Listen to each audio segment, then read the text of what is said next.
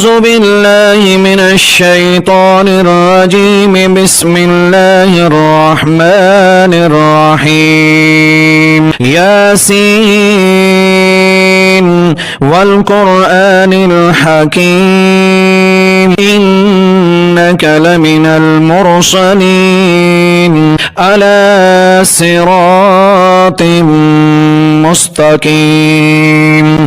تنزيل العزيز الرحيم لتنذر قوما ما أنذر آباؤهم فهم غافلون. لقد حق القول على أكثرهم فهم لا يؤمنون. إنا جعلنا في أعناقهم أغلالا فهي إلى الأذقان فهم مقمحون. وجعلنا من بين أيديهم سدا ومن خلفهم سدا فأغشيناهم فهم لا يبصرون. وسواء عليهم أأنذرتهم أم لم تنذرهم لا يؤمنون. إنما تنذر من اتبع الذكر وخشي الرحمن بالغيب فبشره بمغفرة وأجر كريم. إنا نحن نحيي الموتى ونكتب ما قدموا وآثارهم وكل شيء أحصيناه في إمام مبين. واضرب لهم مثلا أصحاب القرية إذ جاءها المرسلون إذ أرسلنا إليهم اثنين فكذبوهما فعززنا بثالث فقالوا إنا إليكم مرسلون. قالوا ما أنتم إلا بشر مثلنا وما أنزل الرحمن من شيء إن أنتم إلا تكذبون. قالوا ربنا يعلم إنا إليكم لمرسلون وما علينا إلا البلاغ المبين. قالوا إنا تطيرنا بكم لئن لم تنتهوا لنرجمنكم وليمسنكم منا عذاب أليم. قالوا طائركم معكم أئن ذكرتم بل أنتم قوم مسرفون. وجاء من أقصى المدينة رجل يسعى قال يا قوم اتبعوا المرسلين اتبعوا من لا يسألكم أجرا وهم مهتدون.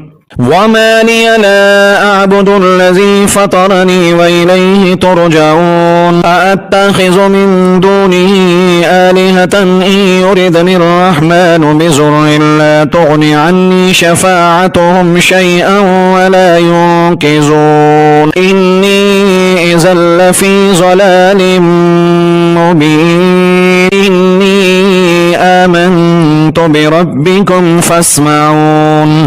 قيل ادخل الجنة قال يا ليت قومي يعلمون بما غفر لي ربي وجعلني من المكرمين. وما أنزلنا على قومه من بعده من جند من السماء وما كنا منزلين. إن كانت إلا صيحة واحدة فإذا هم خامدون.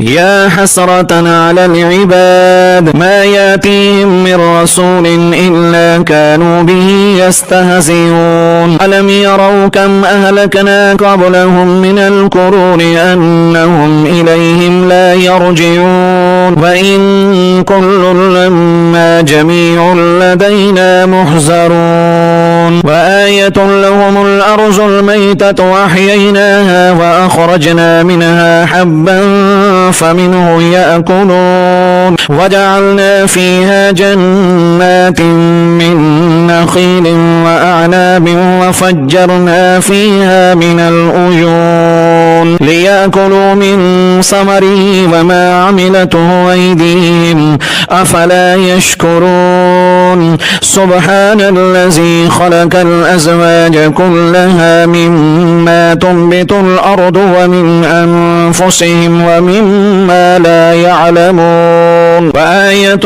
لهم الليل نسلح منه النهار فإذا هم مظلمون والشمس تجري لمستقر لها ذلك تقدير العزيز العليم والقمر قدرناه منازل حتى عاد كالأرجون القديم لا الشمس ينبغي لها أن تدرك القمر ولا الليل سابق النهار وكل في فلك يسبحون وآية لهم أنا حملنا ذريتهم في الفلك المشحون وخلقنا لهم من مثله ما يركبون وإن نشاء نغرقهم فلا صريخ لهم ولا هم ينقذون إلا رحمة منا ومتاعا إلى حين وإذا قيل لهم اتقوا ما بين أيديكم وما خلفكم لعلكم ترحمون وما تأتيهم من آية من آيات ربهم إلا كانوا عنها معرضين وإذا قيل لهم أنفقوا مما رزقكم الله قال الذين كفروا للذين آمنوا أنطعم من لو يشاء